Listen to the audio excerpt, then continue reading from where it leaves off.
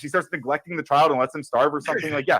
But like, wait, but then it seems that there wouldn't be a good. limiting principle to what you're suggesting once we agree that that baby is a human life, correct?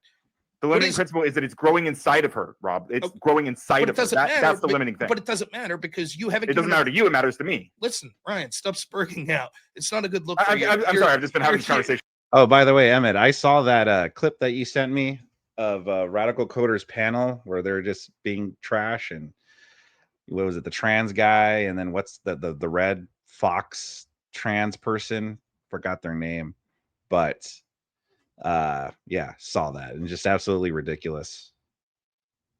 All night, you're not good in the best of days, let alone when you're spurting out. So I think I'm doing just fine, Rob. You haven't given a limiting principle as to why, if it affects a woman's bodily autonomy, what the difference is between the threshold for why it's growing inside her means something outside the scope of even a 1-day-old baby that's outside of her could impede her bodily autonomy even more. Yeah, again, it might just be a difference in values. I believe that if somebody's growing a human inside of them, and this is just my values. We're almost getting down to like axiomatic stuff. Like I believe that I would be horrified if I was growing someone inside me and I didn't want to do that. I didn't want to go through that process. And somebody said, there's this process, like you can do something to get rid of it. We're actually banning that procedure because we actually think you should have to go through that. That's not horrifying to me. I don't want to live in that world. If you can be okay with that world, this is what we disagree on. It's fundamental values. And that's fine. That's fine. That's so wild, though. Like they say, I'd be horrified if something was growing in my body. How did it get there, Radical Coder? Like, how does it get there? To all they act like babies just appear in their wombs. Like, no. Listen, I don't know if you have to be taught this, but it happens after sex. When a woman chooses to have sex, they choose to have sex, and you know what one of the side effects of having sex, well, it's actually the purpose, but you know, the purpose of having sex is to reproduce. Even if you're trying to take birth control, they're not 100% effective. So even if you're trying to be safe about it, you could still get pregnant. Okay. But you know the risks, and you chose to have sex anyway. So one of the things that can happen is that you get pregnant. Okay. So no, you made a choice there. And so because you made a choice that got you pregnant, you can't all of a sudden just say, okay, well, I have to kill the baby inside of me, this life that's inside of me because I made a poor decision. If I can, right? Like you haven't given a distinction as to why, other than something growing inside you. What is it exactly about something growing inside you that makes it? For example, if I could say that a woman could have a baby growing inside her, be 8 months pregnant, and still basically do everything she wants, regardless if she eventually wants that baby or not. But the day that that baby's born, because now the level of care that she has to offer that baby is different. Now it's actually affecting her bodily autonomy more the day after it's born. You haven't given me the principle as to why it's okay for her to not care. Mm-hmm. Her bodily autonomy outweighs the child's when it's in her belly, but it doesn't the day after it's born. You just say you were giving me a hypothetical scenario where at 8 months pregnant, there's nothing changing about this woman's day-to-day life from when she was not 8 months pregnant. Well, no, that's not exactly, but there's nothing changes that she can't live with. She thinks that things have to change more the day after. Can you clarify what you meant by the 8 months, like nothing? Yes, for example, let's say that there's a woman who doesn't drink, doesn't smoke weed, that 8 months pregnant can continue to go to her job unimpeded. But the day she has that baby, she doesn't have childcare, and now she can't go to work. And she values going to work above everything else. So her bodily autonomy is limited more the day after the baby's born than when she was 8 months pregnant. And what's the question? So the question is, you haven't given me a principle why, if it's just the threshold of violating a woman's bodily autonomy, and in that situation, we can see that that woman has her bodily autonomy violated more after the baby's out. Why can you say it's okay to terminate the life when it's inside the baby? What is it arbitrarily about being inside? So I don't think it's arbitrary. You keep calling. So you guys have been playing this game all night. I know, Robbie, you just got here, so you only just started playing this game. What is it? I'm sure you played it before. But you guys are playing this game where you assert that it's not that it's some sort of special pleading fallacy or something to say that it's different. That's a different scenario when a baby is literally inside someone and that they are having the moral agency to decide not to keep growing that child. You're like, what's so special about that? I'm like, I don't know what to tell you. That's a very unique scenario. scenario. I can't find any other thing in reality that's comparable to growing a child inside of you. I'm not going to find some perfect symmetry to match this to. But I know you're not answering his question. You're just saying it's unique. You're not like I agree. I agree, and I'm you. saying I don't know. I don't. My grounding doesn't go further than this. But I don't know what to tell you. It's because you're also it's just preference. Angry man's trying to get. Yes, it is, and just like your preference is to make her have that baby. Yes. Okay. Make her. I don't know if this is Ryan's argument or not, but the typical logic behind this is that when the baby's inside of her, they're associating the baby as being her. Mm-hmm. And then when the baby's not inside of her, now all of a sudden it's it's not her. But that's not going to help. That's I can consider them two independent moral agents, See, and that's still what value hers over it. And that's what Ryan's putting the value that he puts, because like what this will come down to is once we agree, you would see if you'll concede this. Even if I could prove to you that is a human life, for example, I guess I'll just ask you: a woman's 9 months. A human life. Yeah, I think it's a human life. Okay. Yeah. So 9 months pregnant. Woman's 9 months pregnant. Can she decide to terminate that baby right then? He's already said yes. I answered this earlier, and just to be clear, I will say yes, but I want to clarify that I think it would be a worse world if we prevent women who if we have laws that end up preventing women who absolutely need an abortion at 9 months just because some hypothetical woman somewhere whom I might think is a terrible person decides to opt into an abortion because she thinks it's fun or whatever. I don't think this woman exists, but I know there are women who do have medical risks at 9 months, and I would not want to override that real possibility because of some hypothetical woman that you guys are making. But again.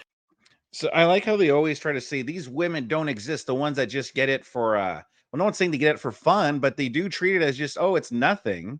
You know what I mean?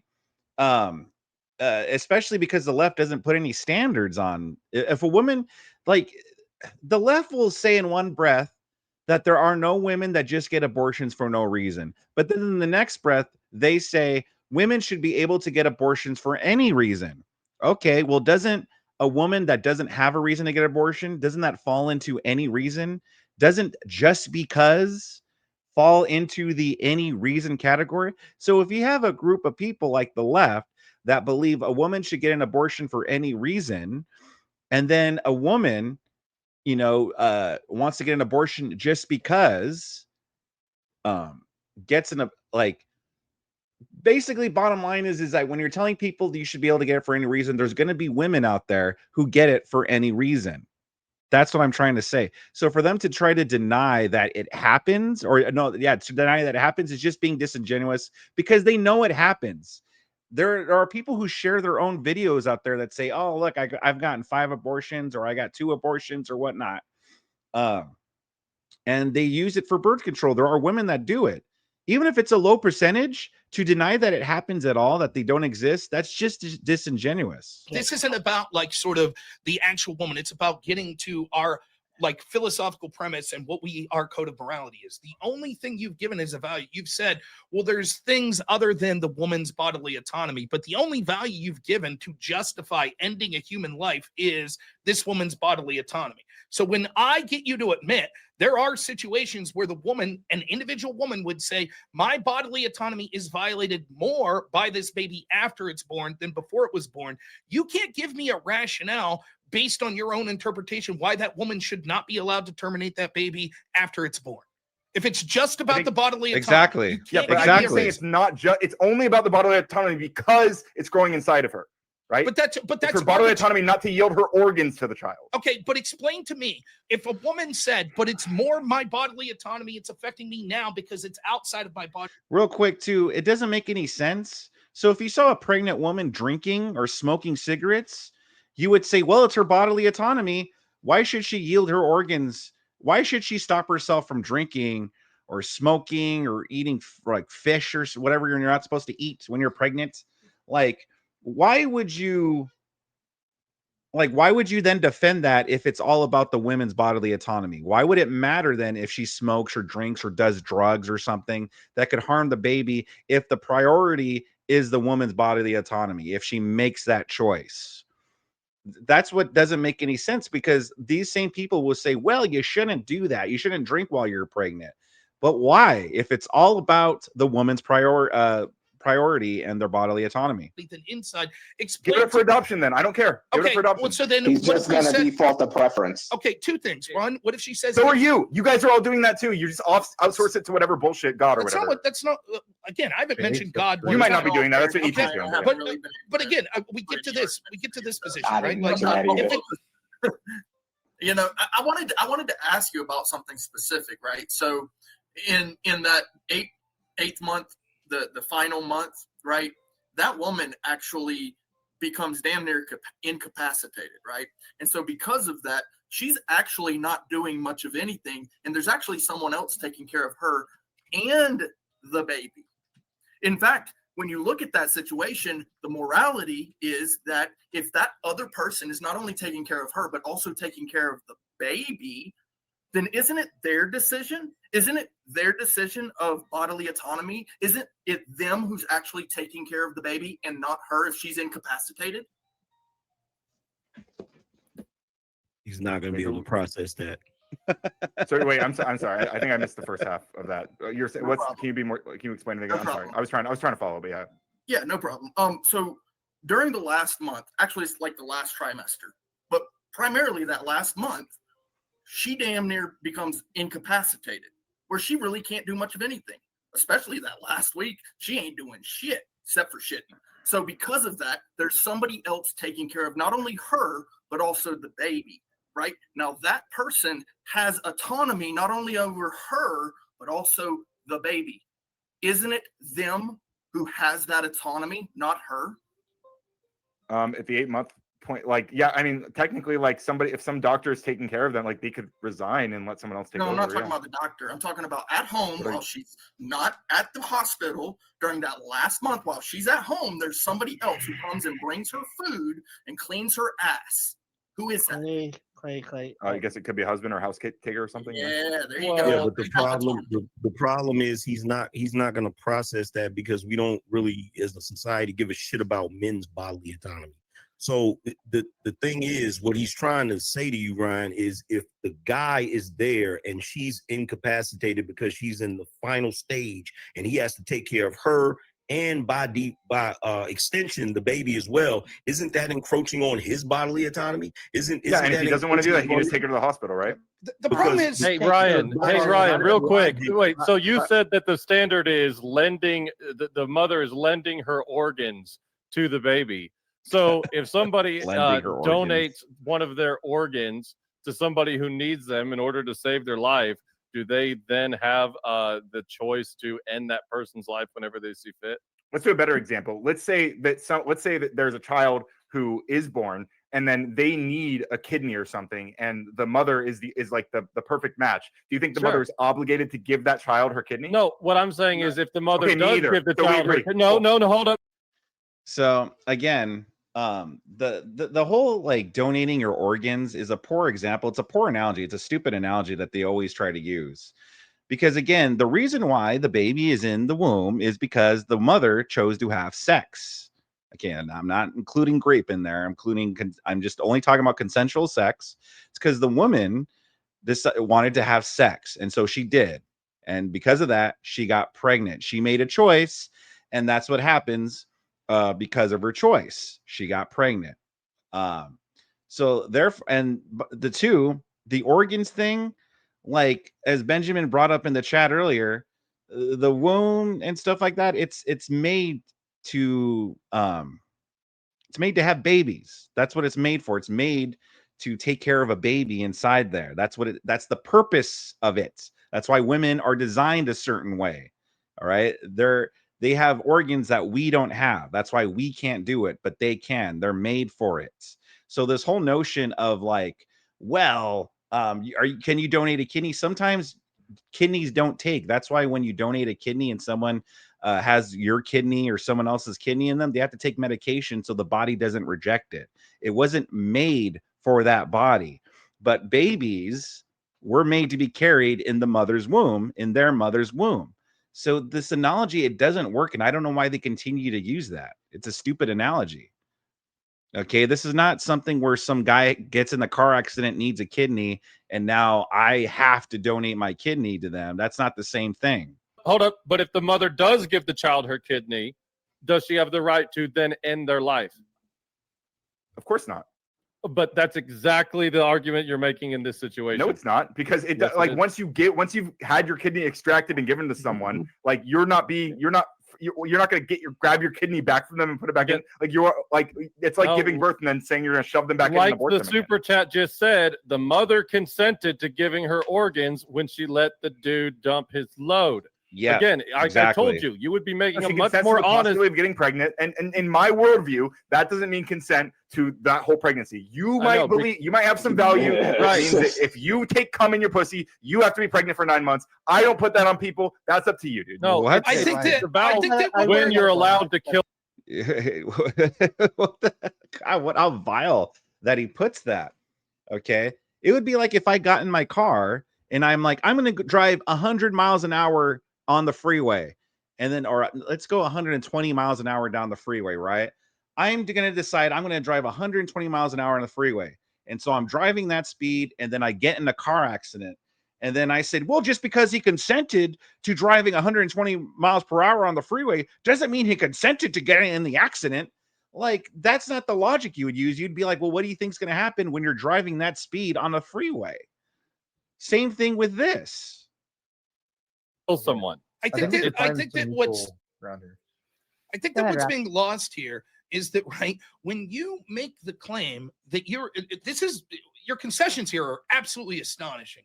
You're conceding that it's a human life, and you're conceding that you are for the murder of a human life, that there are things that basically are tantamount to convenience. A woman's bodily autonomy, she finds it inconvenient. She doesn't want, for some reason, it's not her preference to have this baby. Therefore, she's justified in taking the life, a murder of a child. Right? Yes, you're just moral grandstanding, though. It has nothing to do with moral grandstanding. Like anytime, anytime that you say that we should be allowed to take an innocent life, not a life that's done something to justify, like through their free will, harming you, the impetus is on you. Irrelevant. It is not irrelevant. The impetus is on you. Okay, yeah, it might be to you, but I'm not concerned. I don't view it as punishing the child. Okay, right? I'm not trying to punish them. I think we should murder all lefties. You're all fucking scumbags. Believe you. Maybe you do. I don't know. Please, please. Right? So, right. Who's to say? You're just moral grandstanding if you disagree, right? I think you're a drain. You can say that. I mean, I think most people you're would loading not in the view word it that way. murder. I mean, to some degree, I am. I mean, I'm saying this is my moral value is you not murdering me for being a leftist. That's fine. Yeah. But you haven't given any differentiation, right? You've said all you're saying is, well, when it's inside you, it's different. But you can't. You're like, well, it's not just. You're saying that, but you're not articulating why. Yeah. You're The just difference is that it's inside you. I don't Right, know. I don't know how right, else. I don't know how right, else to articulate. right. If you don't view that as a difference, that's not my Ryan, fault. Like I can't. Shut I the can't fuck get up. inside your brain Shut and the fuck transform up, you to Ryan. understand that. Shut the fuck up and let me. Shut the fuck up, Rob. No, you shut the fuck up, bitch. No, I won't. I won't shut the fuck up. Yeah, so you're going to let me finish the point one way or another. Yeah, I am. You're not giving any differentiation other than saying it's different. You aren't talking about why it's materially different. The only thing you've given as to why it's materially different is because it violates a woman's autonomy. Growing inside of her. But what about growing inside? What about growing inside? What is the negative of growing inside? If somebody is growing inside of somebody, I value that person's autonomy to decide not to do that anymore. But it's a fundamental value claim. I can't ground it anymore. I can't outsource to some fancy book or whatever. I just believe that in my heart of hearts. That is axiomatic to me. So it's about his feelings then. It's all about his preferences and feelings. So again, he just values the bodily autonomy. Okay. So again, if a woman who's pregnant decides to do drugs or whatever, well, according to Radical Coper, oh, well, that's her bodily autonomy. She has the right to do that. She has the absolute right to do that. And we shouldn't be able to tell her anything. Also, too, like, you have to use your bodily autonomy to take care of that baby once it's born. So once the baby's born, you can't just, there are some evil mothers out there that go on 10-day vacations and then let their babies die. Again, evil fucking women right there. But, you know, if you're not an evil woman, you have to use your body to therefore take care of that baby. You have to breastfeed it. You have to watch it all the time. You have to hold it. It's completely still dependent on the mother, even if it's outside the baby. So by Radical Coder's logic with the whole bodily autonomy, well, why shouldn't a mother use her bodily autonomy to say, fuck this baby, I'm going to go on a 10-day vacation, and if the baby dies, it dies. What's his argument against that? If his sole his sole moral grounding is, oh, my bodily autonomy. That sounds like a horrifying thing to impose on someone against their will. Horrifying thing. I don't want. Pregnancy is a horrifying thing. It's like when I was going back and forth with First Amender when I called into his call-in show and I was debating abortion with him, and I brought up the logic, like, well, they made a choice, and they're like saying, oh, see, these right-wingers, they want consequences. They want consequences for the mother. They want to punish the mother. And I'm like, only you're calling a woman giving birth or carrying a pregnancy a punishment. Only you view it like that. He viewed it like that. Radical Coder, they view pregnancy like as a punishment. And that's completely wrong. A wrong worldview, and it's a completely sick worldview. If you had to explain, because we would say bodily autonomy, and one of the biggest violations of bodily autonomy is something is growing inside you. But the ultimate value is that is bodily autonomy, which is why we're allowed to extinguish that life. You're saying, no, it's not just bodily autonomy, it's something else. What is that something else? I think it is. Sorry, it is bodily autonomy. But what I'm saying is the other point when people were bringing up like what the question. There was a question about bodily autonomy being my ultimate value, but I would override bodily autonomy in some cases, right? That's what I was arguing about. That's why bodily autonomy kept going up earlier. So in terms of it being, I think it might be bodily autonomy. I don't know what other ground floor thing I could point to. I don't know if I have one. But this is how I'm willing to let that be the ground floor. Sure. This is how we test it. For example, if I say stand your ground laws, and you're like, well, what is that? Because they're in your home.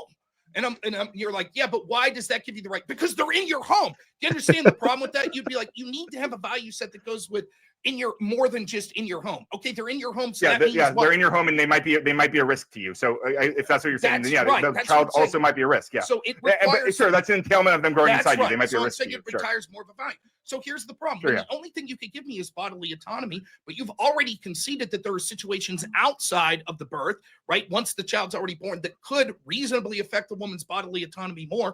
Why shouldn't that woman, based on your same metric, be allowed to extinguish that child then?